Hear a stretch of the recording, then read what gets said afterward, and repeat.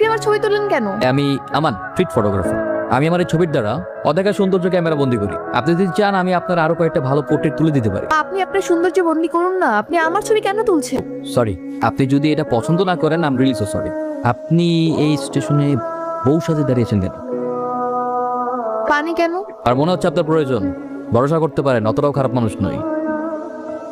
সৃষ্টিকর্তার প্রতিটি সৃষ্টি কিন্তু নিঃস্বার্থ ছিল, কিন্তু আমরা মানুষরা সেটাকে স্বার্থে পরিণত করেছি। একজনকে পাওয়ার জন্য সবকিছু ত্যাগ করে চলে আসছি, জানি না সে আসবে কিনা, তবুও তার জন্য অপেক্ষা করছি। সুন্দর একটা মেয়ে যখন চোখের সামনে কাঁদে, ওই দৃশ্যটা শুধু দুঃখজনক না, এটা ভয়ঙ্কর।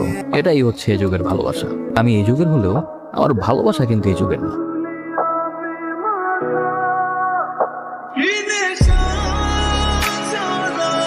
সৌন্দর্য হলো আল্লাহ দৃষ্টির ছাপ। তুমি কি জানো তোমার এই ডাকটা কতটা ইউনিক? এর জন্য তোমাকে সবার থেকে আলাদা লাগে। তুমি কি আমার বন্ধু হবে? আচ্ছা ঠিক আছে,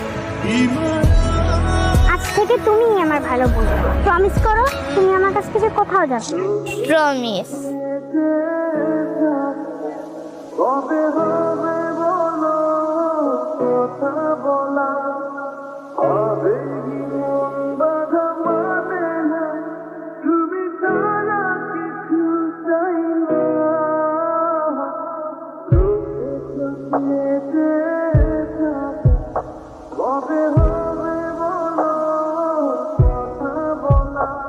নির্দিষ্ট বাস স্ট্যান্ড থাকা সত্ত্বেও বাসগুলো রাস্তায় দাঁড়িয়ে এলোমেলো যাত্রী ওঠানামা করতেছে। যে কোনো সময় দুর্ঘটনা ঘটে যেতে পারে।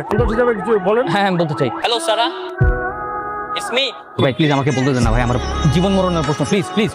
ইটস মি আমান, যার সাথে বাস স্ট্যান্ডে দেখা হয়েছিল। আর আমি তোমাকে সেদিন প্রথম দেখার পরে বুঝতে পেরেছিলাম ইটস ইউ। সারা, তোমার মনে আছে তোমার হাতে সেই ইউনিক চিহ্নটা? আমি ওটা দেখেই বুঝতে পেরেছিলাম যে তুমি আমার সেই স্কুল ফ্রেন্ড সারা। সারা, আমি তোমাকে আবারও পেয়ে হারিয়ে ফেললাম। কত জায়গায় খুঁজেছি। সারা, তুমি যদি এটা দেখে থাকো please please do contact with me. Here is my contact number 01।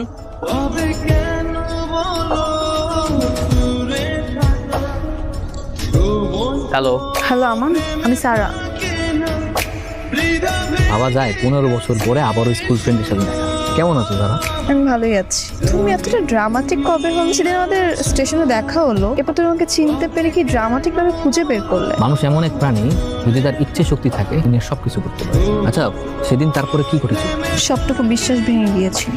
বাসায় ফেরার পর বাবার দিকে তাকাতে পারছিলাম না। যাকে বিশ্বাস করে বাবা আমাকে ঠকিয়ে পালিয়ে গিয়েছিলাম, সেই আমাকে ঠকিয়ে চলে গেল। আমি জানি তোমার বিশ্বাস ভেঙে গেছে, কিন্তু একটা ব্যাপার কি জানো? যে ঠকে যায় তখন তার মূল্য বেড়ে যায়, তখন কেউ তার মূল্য কমাতে পারে না। এই জন্যই ভেবেছি এখন থেকে আর প্রেম নাই, নিজেকে ভালোবাসবো। এখন না কারো প্রেমে আর ভরসা পাই না, তাই ভেবেছি নিজেকে সময় দিব, নিজেকেই ভালোবাসবো। একটা কথা সব সময় মনে রাখি, বাবা মা সন্তানের সব সময় ভালো চায়। আমি আর তোর মা সব সময় তো তোর ভালোটাই চেয়েছি নাকি? বান্ধবীদের সাথে নিয়ে কোথা থেকে ঘুরে যা। বাবা, আমি সো লাকি যে তোমাদের মতো বাবা মা পেয়েছি। সমস্যা নেই, আমার কোথাও যেতে হবে না, আমি আস্তে আস্তে রিকভার করে ফেলছি। তোর উপর ঠিক আগের মতো আমাদের সেই বিশ্বাস, ভালোবাসা অটুট। হ্যালো, কি করছো? Nothing special. তুমি? তোমার কথাই ভাবছিলাম। কি ভাবছিলে? ভাবছিলাম তোমাকে দিয়ে আমার একটা সুন্দর ছবি তোলাবো।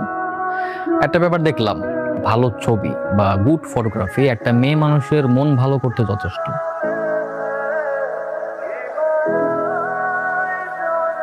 কেমন লাগছে আমাকে? তোমাকে সম্ভব সুন্দর লাগছে। সম্ভব সুন্দর মানে?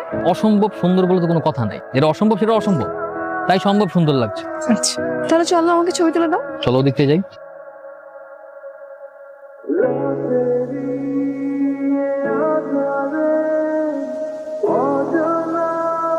আজকে আমি অনেকদিন পরে এত মন খুলে হাসলাম। Thanks for everything.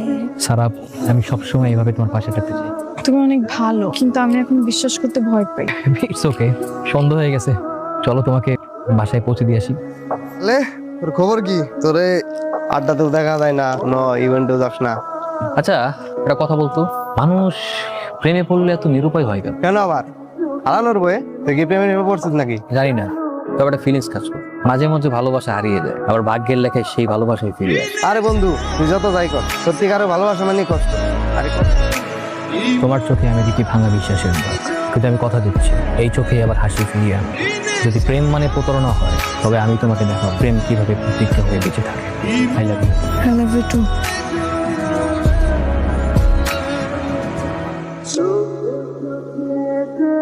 বাবা, ও আমাদের বাসায় কেন? আর ওকে বাসায় বসতে দিছো কেন? তুই আমাদের বাসায় আসছিস কেন? আমার সাথে চিটিং করার পর তুই আমাদের বাসায় আসছিস? বেঈমান। আমার কথা শোনো। বেঈমানি করবি তাহলে কেন ভালোবাসছিস?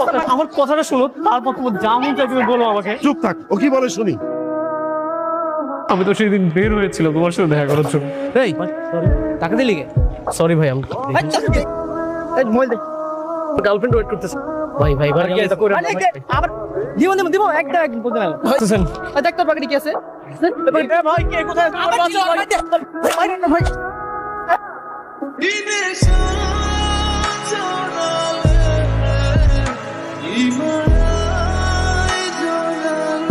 তাহলে এখন তুমি বলো আমি কি করব? আমার তো কোনো ওয়ে ছিল না তোমার সাথে কন্ট্রাক্ট করা। আমি 1 মাস ধরে হসপিটালে ভর্তি ছিলাম। সরি, আমি বুঝি নাই তুমি এরকম সিচুয়েশন হ্যান্ডেল করছো।